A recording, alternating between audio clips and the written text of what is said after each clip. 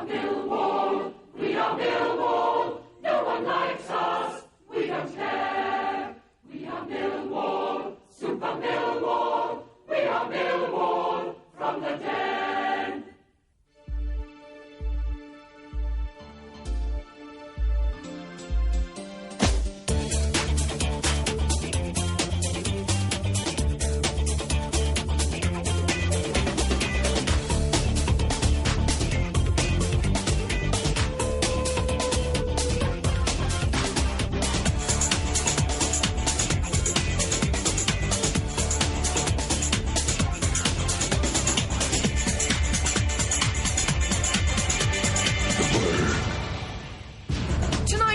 Live in the studio, top US comedian Scott Capurro and those young rumblers from up north, PJ and Duncan.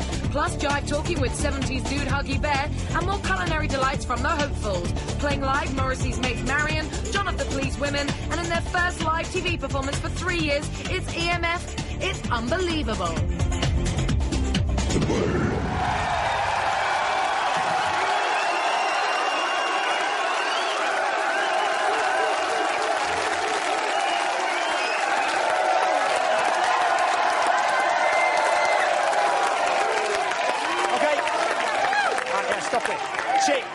Cheapest nightclub in Britain, and you can tell from the decor, can't you? Like the Club Tropicana, yes, the word. I suppose, really, it's the only thing that had stopped Millwall and Chelsea fans from beating each other up, you know. No,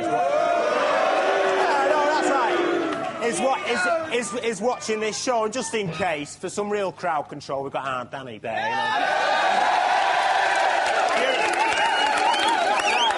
know. They're digging at me. The original riot girl, you see. Coming up tonight, we've got a gaggle of guests, a bevy of bands, guaranteed to knock your socks off. But to kick us off tonight, if last year's comeback band was Blur, then this year it might well be this lot. Back in 1990, they exploded into the charts with their debut single, Unbelievable. And now they are, after 3 years, with their first TV appearance. Please welcome EMF with Perfect Day.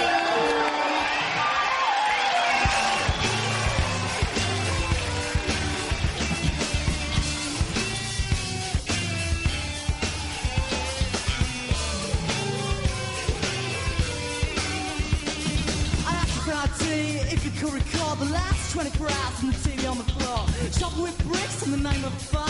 I type for opposite, but I don't know what I've done. Had it all, like raindrops in the ocean, like shadows in the night. The devils in my head have gone away.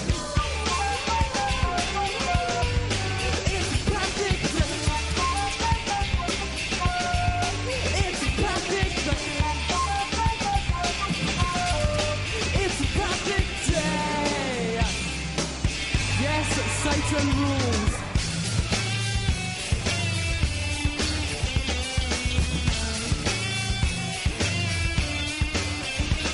So we turn it on, tune it in, got ourselves fear, sat down, began to what is clear. This is generated, we began to sing. Boston says to it, I got it all. Been swimming in emotion, been swallowed by the night. In my head have gone away. It's a perfect day. It's a perfect day. It's a perfect day. In a sorta motherfucking way.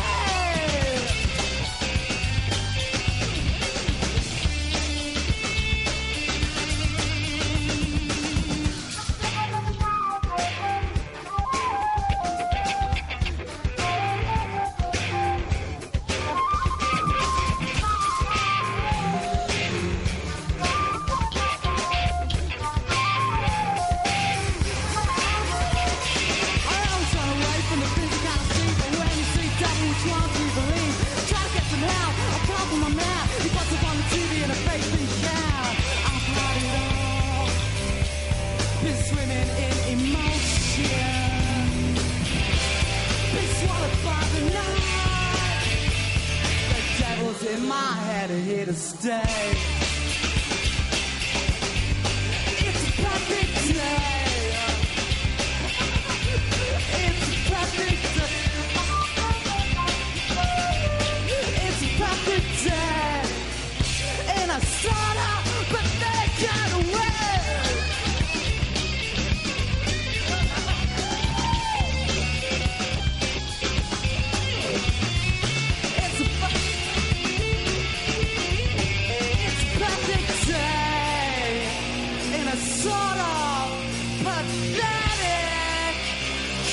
dark way.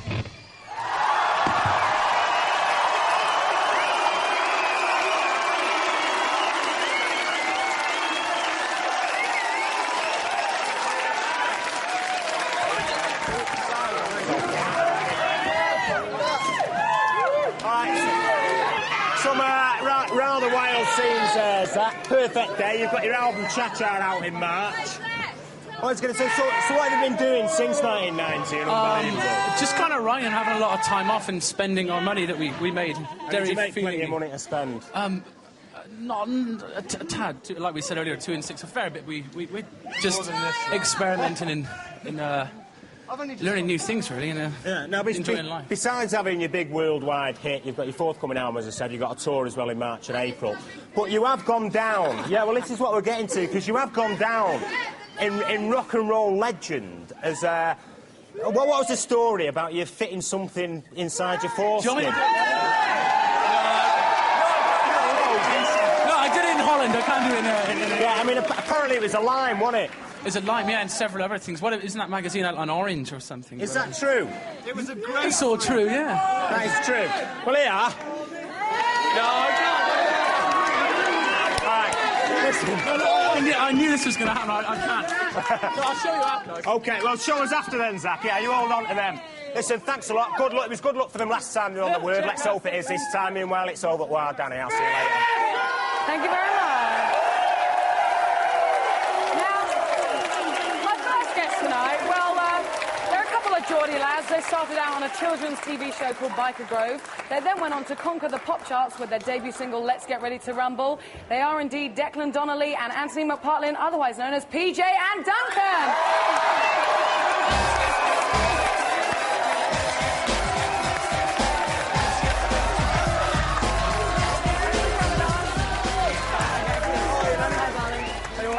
Declan, come and sit down. Take a seat, then. Now, your real names are Declan and Anthony. Yeah. And but everyone in this country knows you as PJ and Duncan. Do you ever have an identity crisis? Nah, not really. I think most people know us as Ant and Deck now, don't they? Do they? No, they don't. They don't. No. Anybody knows? Did your mums ever get confused?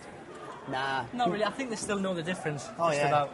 No, they're still all right. We got a bit sick. We get a bit sick of PJ and Duncan now and again, but I suppose sort of we're stuck with it now, aren't we? So. Well, I guess, yeah. I don't mind. Well, you're a big pop sensation now, but literally a year ago, you were just a couple of Geordie lads in a BBC children's show called Biker Grove.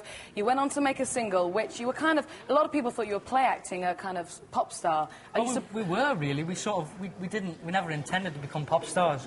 It was just that the episodes went out, and a lot of people wrote in and wanted to buy the single.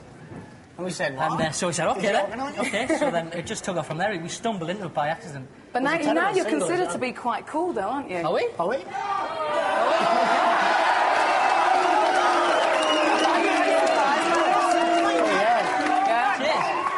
I'm close to tears here. I'm flushed. I'm quite emotional. But now you've also been nominated for a Brits Award. Yeah. Can you believe it? How do you feel about that? We were like, are you sure? Like, was that the proper Brits, not the junior Brits? Yeah, we said, is this a mini Brits or the real Brits or something? I know the proper big grown-up Brits. Yeah. Oh, nice one. Because you're also in the same nomination as Oasis and Echo Belly. Oh, we'll rob Paul. Yo, we'll rob Paul. Are you kind of a bit nervous of being alongside those two bands? I mean, to be honest, we don't really expect to win, but it's just the honour of being nominated for the Brit. Sure. It's just unbelievable, really, after our first year. Now, you've had 4 hit singles so far. Your next single's out on Monday. What's it called? Our Radio Rocks. Our Radio Rocks. It's twice as good as Rumble. OK. And you've had so much success, and you're still only 19. I mean, I'm 20 years old now. I'm older than you, so I can say that now. How have you coped with it all? You're looking very well for 20 years old, Are you into older women? coming on to you now. Talking of older women? She's trying to chat me up here. No, I'm just...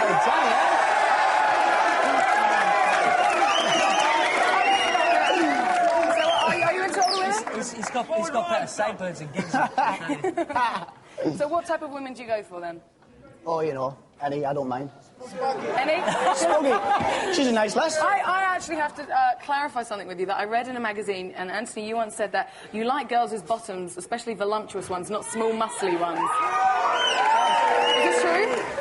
Yeah, I did say that, yeah. Is it true, I yeah? think a nice voluptuous bottom there, Okay. yeah. And Declan, you're not getting away with it easy, because you once said that you like girls without underwear. It makes you feel really horny. Did I say that? You did say You're that. on a band, mate.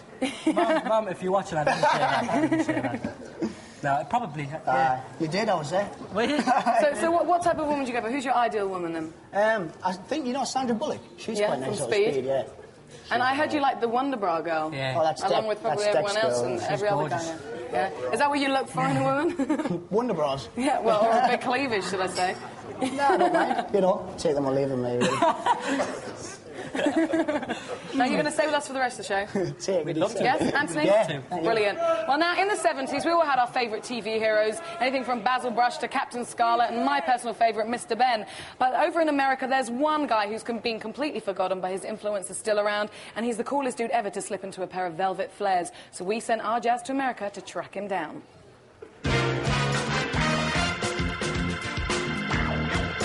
In the 70s, Starsky and Hutch was syndicated to 40 countries around the world and became the most successful cop show of the decade.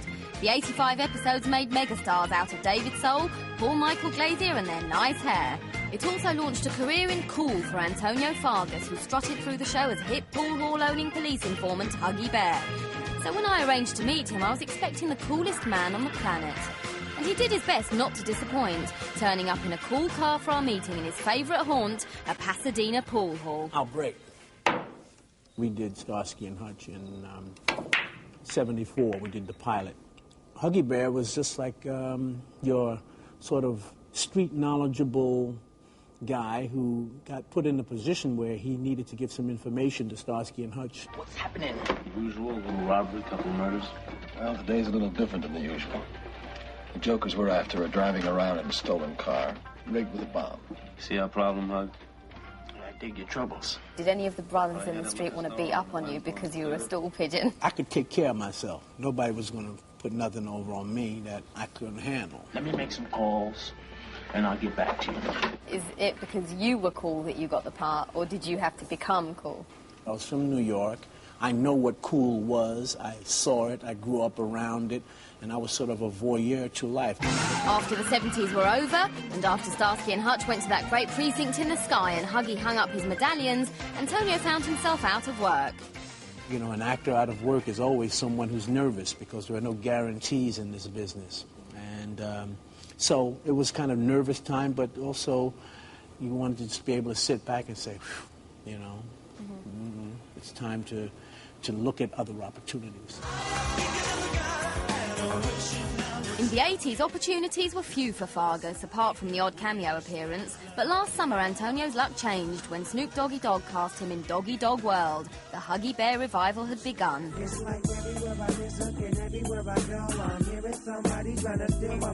All of a sudden, I've become very popular with a lot of the rappers.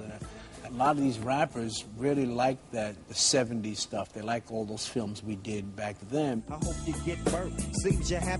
since Snoop started the nostalgia bandwagon running, it's been running out of control. The Wayans brothers have restyled Huggy for their latest satire on the blaxploitation genre, Don't Be a Menace to Society While Drinking Your Juice in the Hood. And he'll be appearing with Will Smith in an upcoming episode of The Fresh Prince of Bel-Air. But some of my cool rub off on some of these young brothers who I work with. I think in certain instances, yes, because I think they appreciate the kind of cool that, you know, that I represent. Whoa, excuse me. And what exactly is it that you represent, Huggy? Style. You know, you got to have style. Style meshes with an inner peace that cool brings. And as Antonio's most famous creation is keeping him so busy, it isn't surprising that he spends so much time practicing his Huggy swagger. His way with the ladies. If you got a lady that's stacked, man, that's the kind of woman we used to call a brick house. His pool technique. And his top 70s vernacular. That's funkier than a mosquito's tweeter. 86 the Kid. That's played out. And come to think of it, maybe Antonio's idea of what's cool is a bit played out too. There's nobody cooler than the Prince of Wales. He is a very, very hip cat because he knows a lot. He's very, very well-spoken and all that, so that's cool. Maybe not my cool, but yo, Prince, keep it up.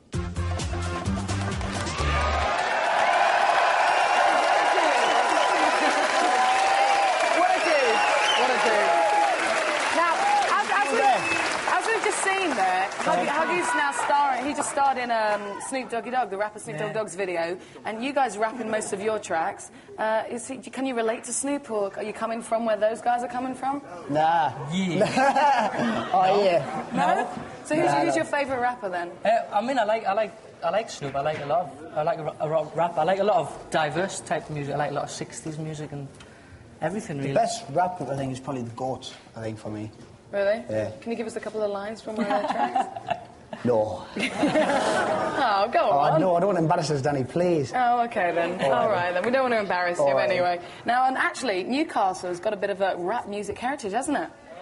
Has it? Well, Gaz's Fog on the Time. Oh, of course. How could we forget? How could you forget? Well, there you go. It's a classic track. It is a classic track. It is. It's cushy here on the word. Who's that? Who's that? Oh, that's Hufty, I think. That's Hufty. But now it's time to go to Germany, because the Tory party, they've had their fair share of Eurosceptics, but here on the word, we believe in promoting a greater understanding of our Euro cousins. So in this spirit of mind, we sent Alan over to Germany to find out what an ordinary Germans get up to on a Friday night. Alan. Okay, thanks a lot. Hello, fans, and guten Abend from Weinheim. Weinheim's a typical German town, and it's just near Heidelberg, and we've come down here. The Germans don't have the word at the weekend, but they do get up to a couple of things which might surprise you. Let's find out what they are, with the help of a couple of friends of mine, Astrid and Louis. Hi. Hello. Okay, right. These are our friends, but we don't know them yet, so let's meet them now. Astrid and Louis are an average 28-year-old German couple. Astrid works in a supermarket in Stuttgart. Louis is a painter and decorator. They work hard all week, but Friday night is party night.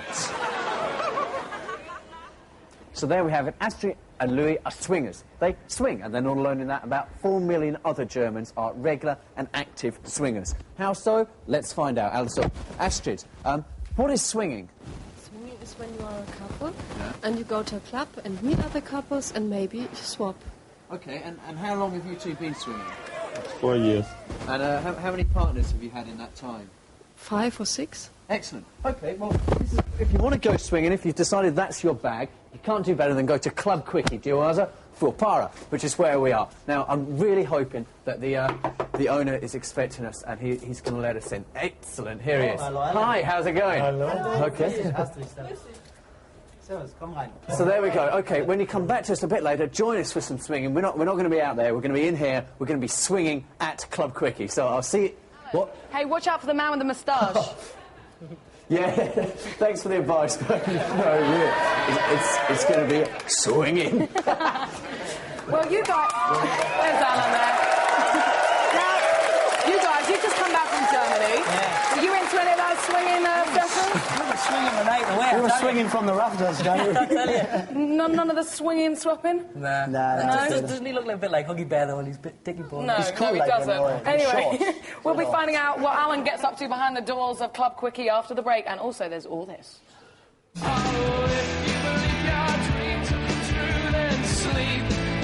All you'll ever do. And if you think it's gonna come to you, then go back to bed. Take your friends there too. In a sense, we're exactly the same. Cause we're both so different in every way.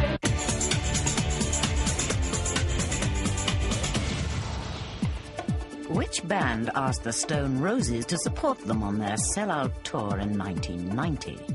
Was it Run Rig, MC Hammer, Bros, or the Monkees? Find out after the break. Oh, le petit déjeuner, croissant neuf. And that's how they speak in France. Harrison, let us be fugitives together. Come on, run with me, come on. We asked you which band asked the Stone Roses to support them on their sellout tour in 1990. The answer is Bros. You remember them, don't you?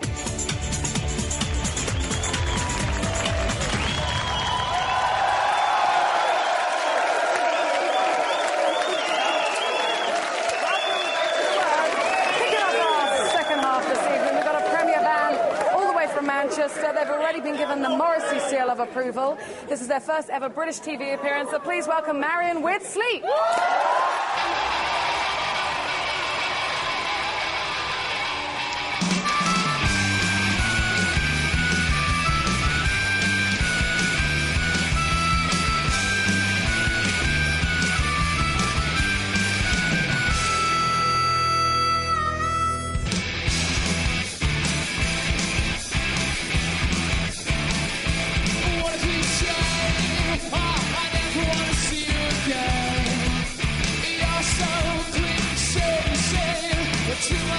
index on your brain.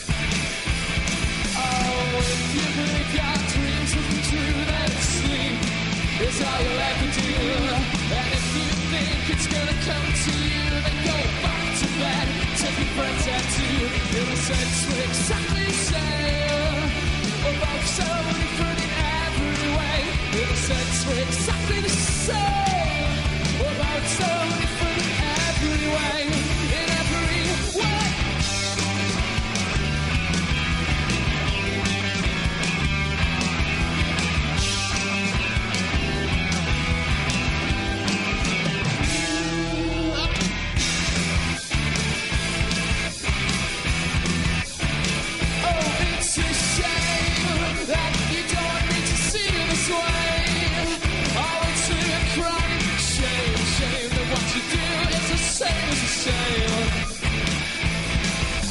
Someone told me that you really like me, but I fell asleep almost instantly. And now they tell me that you want me go to sleep. It's more fish in the sea. In a sense, we're exactly the same. We're both so different every way. In a sense, we're exactly the same. We're both so different every way.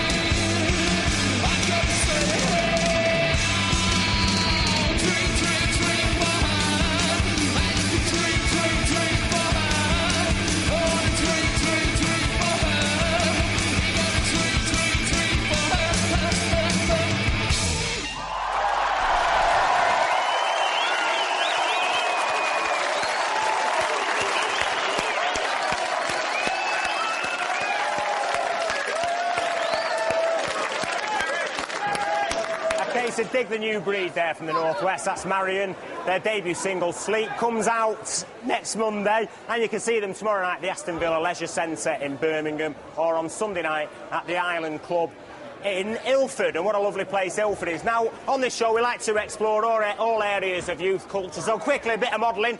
Get up here, T-shirts. OK, that's enough. Lovely T-shirt. Very, very nice. Now, our next guest tonight is probably the funniest guy to come out of America since Dan Quayle, except unlike Dan Quayle, he's meant to be funny because he's a comedian. Take a look at this. He's tall and he's from San Francisco. Comedian Scott Capurro's big break came in his role as Robin Williams' makeup man and Mrs. Doubtfire. Last year, he wowed the UK, walking off with the Best Newcomer award at the Edinburgh Festival. He's every straight man's worst nightmare, and he thinks he looks like the love child of Barry Manilow and Karen Carpenter. See for yourself. Welcome to the Word, Scott. Scott Capurro, stand up, take a bow. Showbiz. Sit down now. Oh, he's lovely. No, Scott, you'll have people talking. Have you met Declan? Nice to meet you both. And there's Anthony. So young and fresh and easy to destroy, aren't they? Destroy? You don't want to destroy him. What about that Barry Manilow and Karen Carpenter? Well, I'm thin. Yeah? Like they are. Body by Etch-a-Sketch. So I think I kind of look like Had they really been your parents, there'd be no need to work anymore. I know, really. Wouldn't it be nice? Now, listen, you are, well, you happen to be gay as well as being a comedian, but when you first started doing stand-up comedy... Our knees are touching. Yes. Thank you you. pretended that you were straight, didn't you? Why was that? Yeah, I did, because I wanted to be a star. And so I just thought, well, the only way to do it is to be straight. So I had a real straight act and stuff. I talked about chicks and babes and titties and stuff. It was awful. I said, hey, and pussy and all that stuff. It was terrible. So I just stopped. I hated it. I moved to San Francisco and became me. Now, did you actually did your parents know you were gay, or did you have to tell them? Yeah, are you kidding? My mother told me. I'm like, Mom, I'm gay. She's like, oh, honey, que surprise. She kind of knew already. What about your father? He isn't shocked by anything, so, no, they didn't mind. It was more my problem than theirs, you know. They weren't intimidated at all by it. Now, a lot of people here watching will recognise you from the movie Mrs. Doubtfire, where you played Robin Williams' makeup man. Yeah, Aunt Shaw. What was it like to work with Robin Williams? It was great. He's great. It was really fun. He's wild. You know, we went off the script and made stuff up all the time. It was hilarious. Because he is a bit of an icon for most stand-up comedians. Was he quite jealous of the fact that you could still go out and do all the small no, he clubs? still does comedy. Robin and I are like this. That's him on top. He does lots of comedy. He still does live stuff all the time. Going back to, I mean, is that something you want to move into, movies? Yeah, don't you? No. Oh, you want to sit on a blue couch for the rest of your life? I want to carry on being gainfully employed, really? Thank you very much. And that in itself is a struggle nowadays in the 1990s. The 19-year-olds are going to pass you up, Terry. That's right, they already have done, kid, they already have done. Now, you said you're a gay comedian, but you actually prefer playing to straight audiences. Yeah. Why is that? Well, especially here in Britain, it's so great. I mean, British audiences are not at all intimidated by being gay. I think they figure, well, he's American, what could be worse? So that's a nice thing. I mean, what about our audience here tonight? Are any of them, you know, nice lads? Would you say? Are they straight? Are you guys straight? Yeah, there's a few. It's funny because you guys, you look familiar to me. Can you turn around for a minute? No, okay, no. Oh, no. You recognise it or not? Yeah, no. You don't recognise... Well, what about these guys over there? They look like more your type, I would have thought. Really? That one there that they're pointing at? His friends? Oh, with the glasses on. What's your name, stud? Steven. Steven. Not Steve, Steven. Steven. Fabulous. What do you do? I'm a sports coach. You're a sports coach? Yeah. Okay. Are you single? Single, but straight. Single?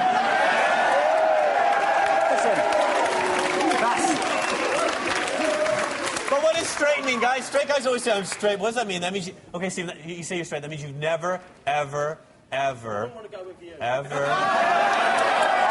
dear. Hey, they're being insulting now to the guests, aren't they? No, isn't there this thing, though, Scott, that a lot of gay blokes do think that every bloke is gay? Yeah, we do. Well, the cuter they are, the gayer they are. That's why I didn't think he was gay. He's not very cute. I thought he was gay. He's much cuter. What about PJ and Duncan? Aren't they cute? They are cute. Look.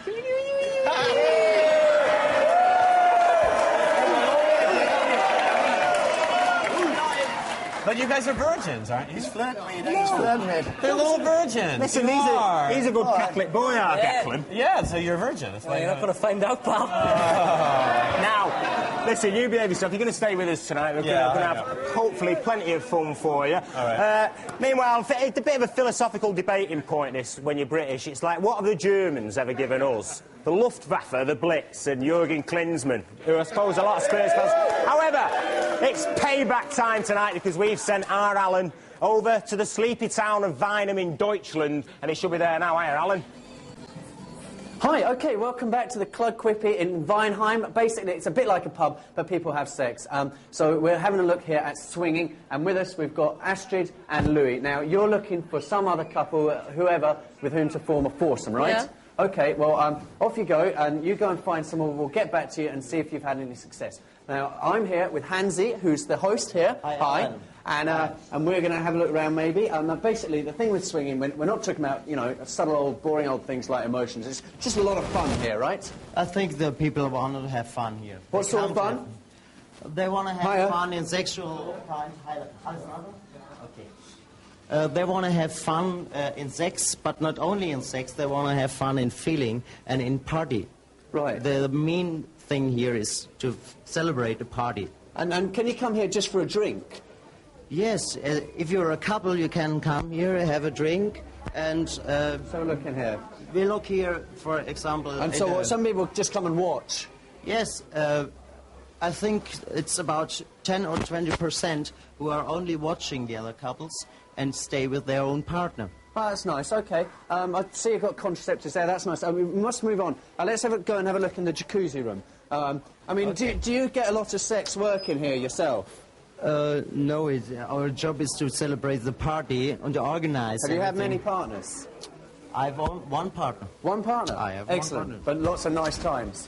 Yes, surely. OK, so here we go. This is like the jacuzzi room. Hi, how's it going? Hi, you're swingers, right? That's Alan. Yeah. What makes a good swinger? You're good swingers, yeah? I think so. Why? Why are you good? It's a good feeling. Okay, excellent. Well, that's nice. Now, what's that, Hansi? I think in English you call it a love swing. Hence swingers? For swingers, right. exactly. Excellent. And you see how it works, I think. That's you nice. can imagine. Okay, let's move on. I mean, do you ever get depressed? Sorry, I didn't... Sad. Do you get sad working here? It's a hard working because all the others have fun. Right. But our fun is to see the people's fun. Okay, now what have we got here? We have here the main room of our club. It's a party room where we celebrate parties. And obviously people would normally be naked, they wouldn't be wearing pants, but the word's like a family show, so we wouldn't want to step on anyone's toes. Okay, so basically what's going on here, a lot of people, a bit of a smell of man here, and we're getting back to our main couple who are right here. So we'll have a chat with them now. You've had a look around, yeah? Yes. Anyone you're interested in? Another Maybe. couple? Maybe. You haven't made your mind up yet? You're not decided yet? No, not now. Okay, well, we'll come back to you a bit later on. Yeah, I mean, we'll be coming back from the club cricket. I mean, walking around here, I feel a bit like David Attenborough. There's not much ritual going on here. Anyway, well, basically, we've seen European unity doesn't have to be, you know, soulless and unappealing. And we're going to be coming back to you later. Okay, yeah. Yeah, see you, Terry. See you. Hey, listen, thank you very much there, Alan. Bye, boy.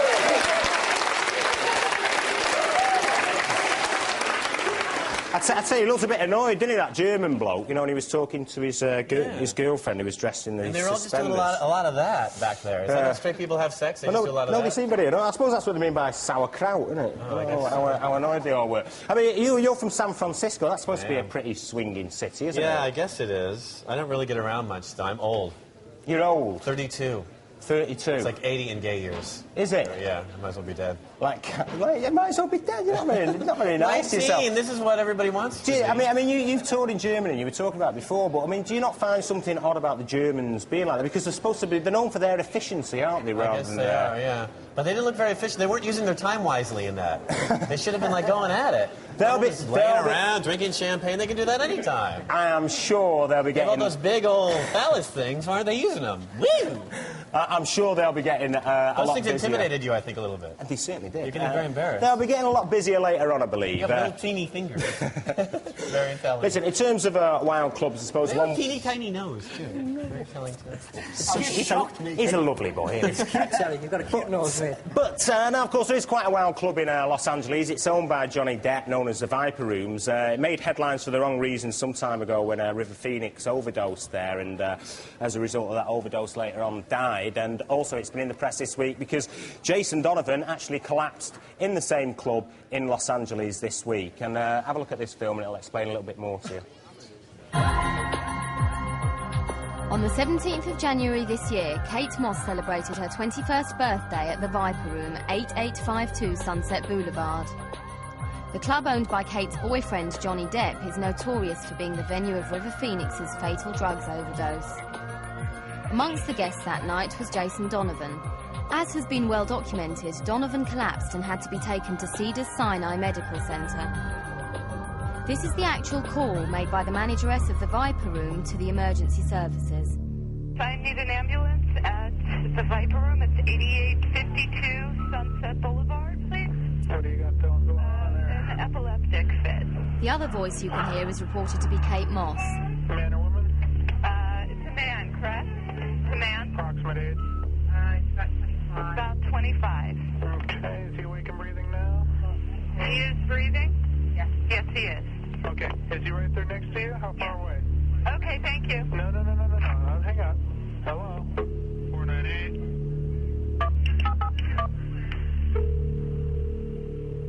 Viper Room. Hi, this is the LA County Fire Department. Yes. Can I speak to the lady that just called me? That was me. Oh, okay, you hung up. I didn't want you to hang up. Oh, I'm sorry. Okay, do you know if he's still shaking? He's on the floor. He's not really shaking. Okay, just have somebody turn him on his side, okay? Turn him on his side? Uh-huh. Okay. All right, we're on the way there. And Jason Donovan there collapsing from what he actually said was an asthma attack. OK. Declan, you and Anthony would have been about 14 when Jason Donovan was like a big star and everything. Is that the kind of thing that worries your mother? That might happen to you too? It does. Does it? She always says that. Well, always says what? She always gets worried about in case I'm going to get involved in all that Are you guys epileptic? No. No, she'd worry even more. I had asthma though when I was a kid. Have you ever had all those rock and roll temptations? No, yeah, all the time. You know. We throw We tellies rolled out in of here windows. Really? We threw teacup down a toilet once. Do you have a tattoo? Do you have a tattoo? No, I don't, I'm afraid. Really? Do you have one? Nah. Really? Do you? They're working. You have a tattoo, don't you? No, I haven't, but I'll get one for you, lovey, later on. Listen, Scott, Declan and Ant will be staying with us for the rest of the show, but still to come, we've got a bit of this as well.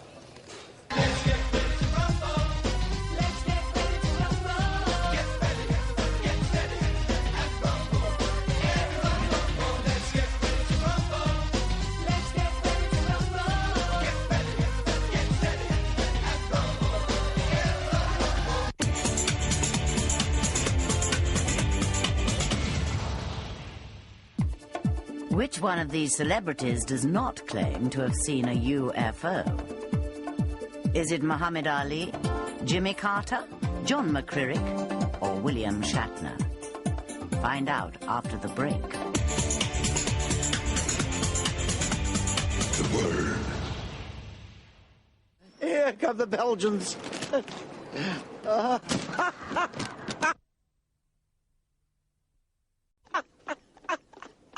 Here come the Belgians! The word.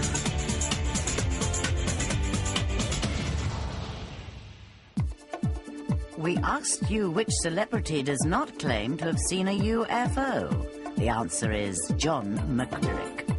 He just arrived on one.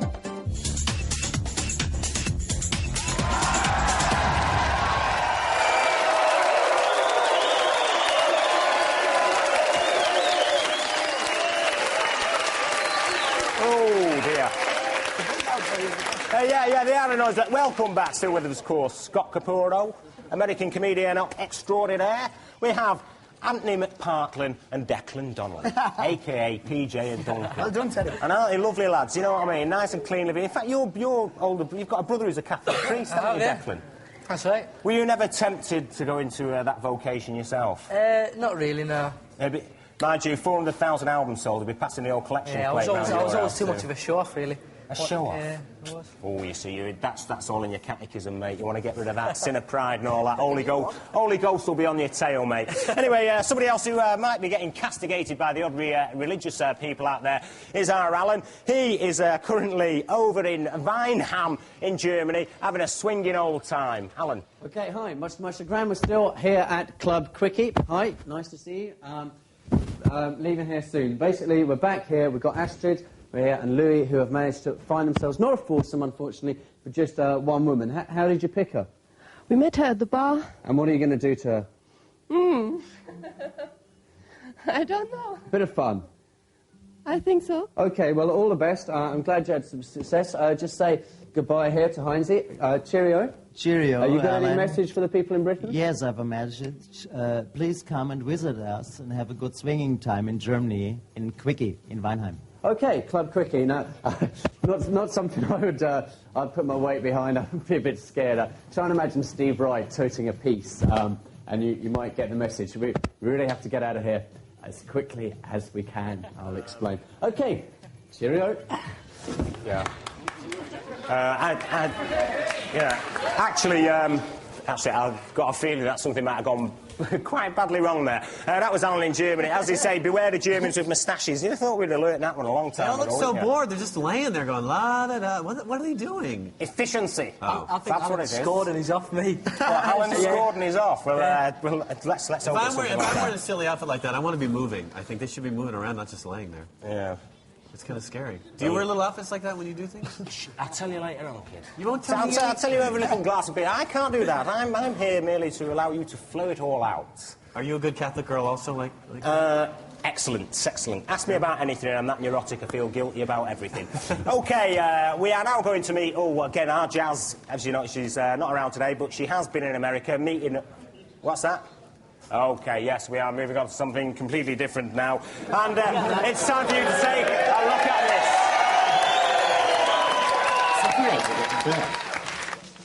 Alan Hansen and Captain Scarlet.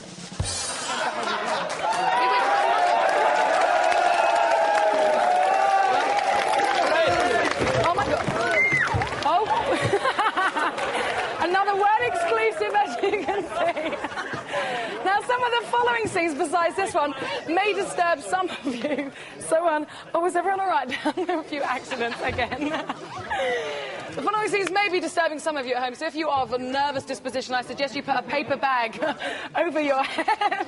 I'm sorry about this. Because, yes, it's time to present another television wannabe in the Hopefuls. And if you think you've got the guts to be on the show, then write to us at the Hopefuls, PO Box 2781, London, E14. And remember, we have warned you, you have to be prepared to do absolutely anything to get on the box. This one's for you, Maz.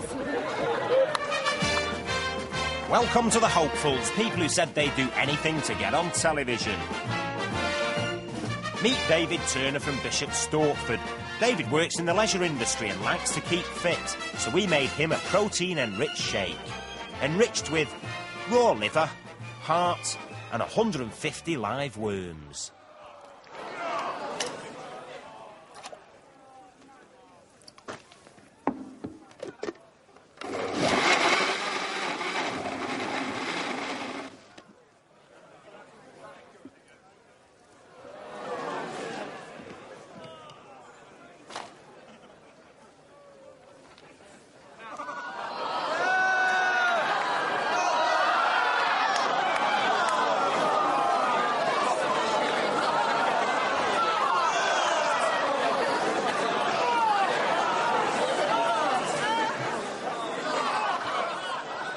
I'd do anything to be on television.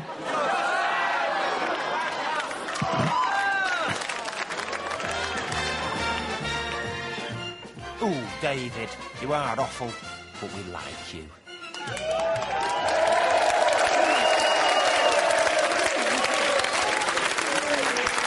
Well, personally, I feel spiritually enriched by that.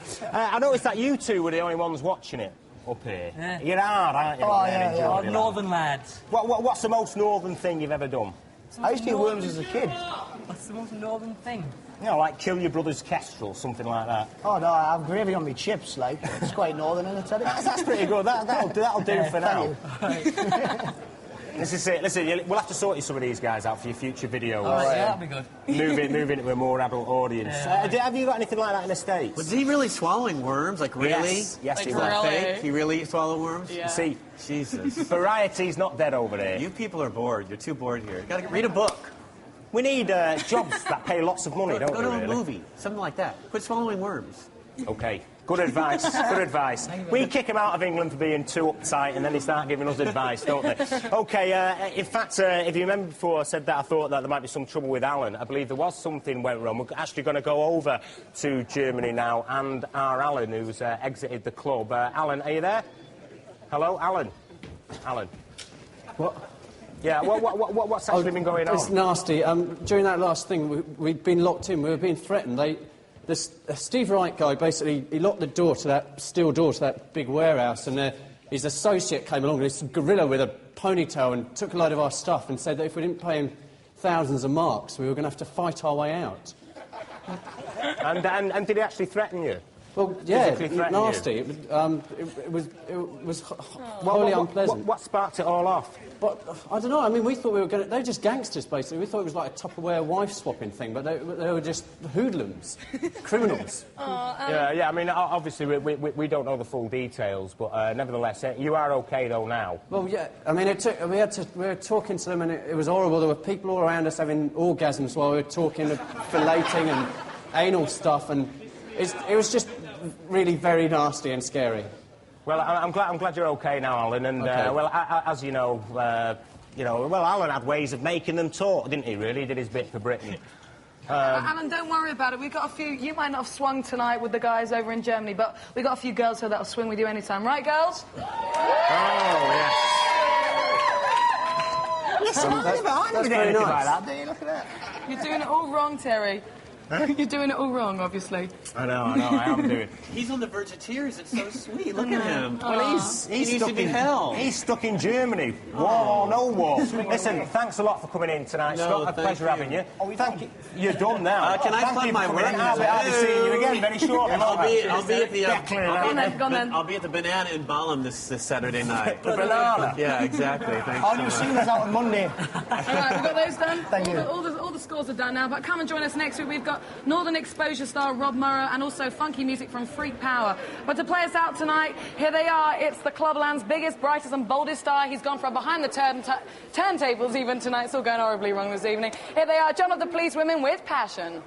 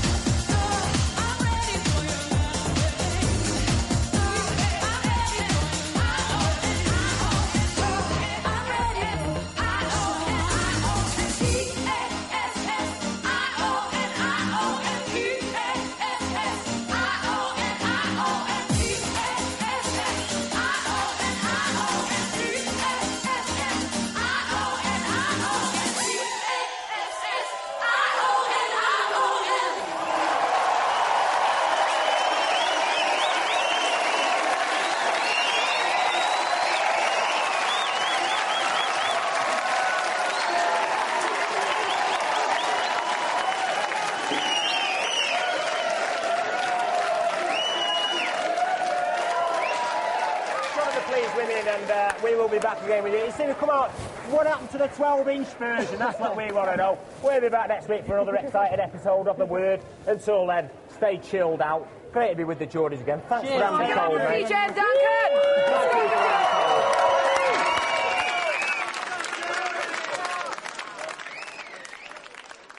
Go round to Baxter's. They should have an envelope full of used non-sequential £5 notes. You'll think you're working for Clayton. Get the envelope, and this time don't screw up.